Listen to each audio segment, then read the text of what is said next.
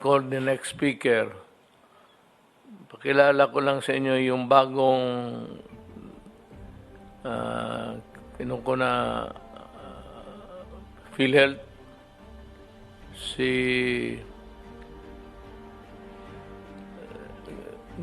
Giran. He was the retired director of the NBI. Si Giran, he is a lawyer and an accountant. So, palagay ko, sabi ko sa kanya, the next 2 years will be devoted to fight against corruption. Maghanap kayo ng makakulong natin para may maiwan tayo sa kulungan ng mga, sabi ko, I'll give you just like the NBI, uncustoms. I called Jagger, si Guerrero dito, commissioner. Sabi ko sa kanya, I want to see a reshuffle of the different regional offices within the next 2 or 3 days. That goes for the NBI, pati PhilHealth. Yung mga tao na ayaw tanggalin, bigay mo yung pangalan nila. I will send them a memorandum. I will ask them to report to me dito sa Malacanang. Total, pagkatapos tayo, wala naman ang gamit nito. I will ask them to do a research on how not to serve the government properly. That should be the thesis na. How not to serve the government properly. You study on that, and yung lahat ng regional vice president, tanggalin ninyo, whether performing at par or in parity with the other good ones. If they are there for so long a time, the element of familiarity always enters the picture.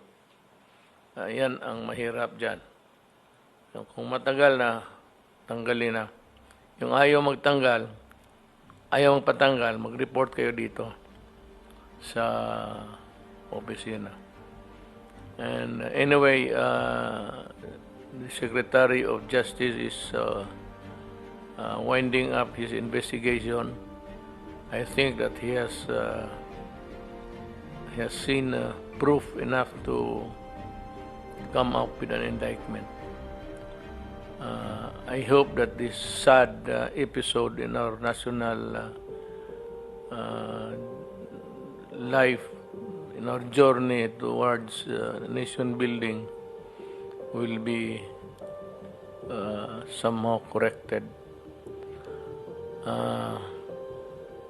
Wala na bang ibang magsalita? Delphine, then next is tapos we'll reserve the last slot for the incoming health. Mukhang matapang to. Ang hairline hati na lang. Sa'yo na to. Will be studious. Senyor Giran, your time. What will you do with the corrupt officials of PhilHealth? Good evening, sir.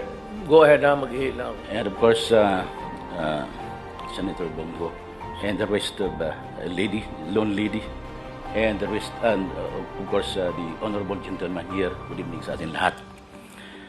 First, I've been hearing about, or rather, I've been listening about hearings conducted by the two chambers in Congress, Senate, and the House of Representatives. I was really aghast about the sorry state of PhilHealth. Corruption here and there. The investigation is not yet over, but Senate has has indicated that they will render a report next week, and there will be cases filed. The NBA is also investigating it. Do you know the gargantuan task of doing the job of the leader of PhilHealth? But I don't know why they pursue with it. As a matter of fact, I did not apply for the position because I know it's a very tough job. But you know, as just like a good soldier, just like General Galvez and for Secretary of National Defense, I'm also a good soldier. I'm one who would not back out from a mission. And this is a mission. I know it's a huge mission. And I am consoled by the fact that this early, there have been supports coming in. First, the gentleman here, he was telling me he will act as a consultant pro bono. And then there is Senator Bongo who told me that he will support me. Sabi niya, Dante Tol, gusto ko ibalik ang pera ng taong bayan sa kanila. At pag may naimbestigahan ka dyan, at saka may mga luko-luko dyan, putulin mo yung kamay nila. Ano salita ang NBI? Di po, si Senator Bongo po, sir. So, and I have a lot of text messages here supporting me for the position, for the assigned task. And all I have to do is to restore the trust and confidence of our people to PhilHealth. Restoring the trust and confidence of our people to PhilHealth is equivalent to restoring the trust and confidence to our government, to the governance. And Senator Bongo was telling me, I have to strike a balance between improving the PhilHealth services to our people and addressing the perennial issues of deeply rooted corruption in the PhilHealth. And for this, sir, Mr. President, I would say for another, thank you very much for giving me the privilege to serve our people. This is a privilege that is not given, that is not offered to everybody. And this is an honor for me, not only for me, but the name of my parents already. Tante,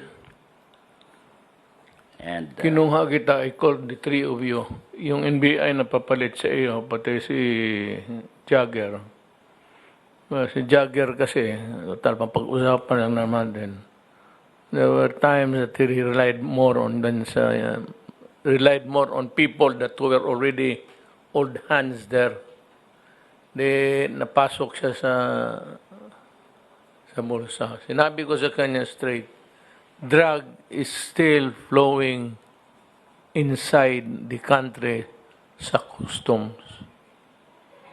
Sabi ko, gusto ko sana sabihin kanina na, di ba naghingi may siya ng baril? Sabi ko, approve the purchase of firearms and until now, wala ka napatay na isa. So, sabi ko sa kanya, shape up. It is when you are new,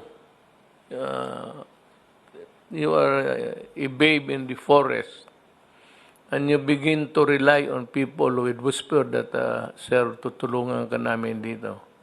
And when they gain your confidence, you become to rely on what they say until you believe that they are doing the right thing. Kaya sabi ko sa kanya, Ritso, ang droga pumapasok pa rin. Gusto ko pumatay ka dyan ng total bakapan kita, hindi ka makulong. Basta droga, barile, patayin mo. Yan ang usapan eh. Bagay, ikaw wala ka na. Yung si Pamalit si Distor, okay yan? Is doing Okay right, sir. Hindi corrupt. Ay, hindi po, sir. Yan lang. Go after corruption. Not you being the corrupt, the culprit. Tulungan ninyo ako. Kawawa ang bayan. Naawa ako talaga sa bayan ko. Believe me, my heart bleeds for my country. Yung unabated corruption and with no end in sight, and another election coming up, and you see the same old faces there. So the same old bata-bata, kung sino yung mga tao nila, wala, patay.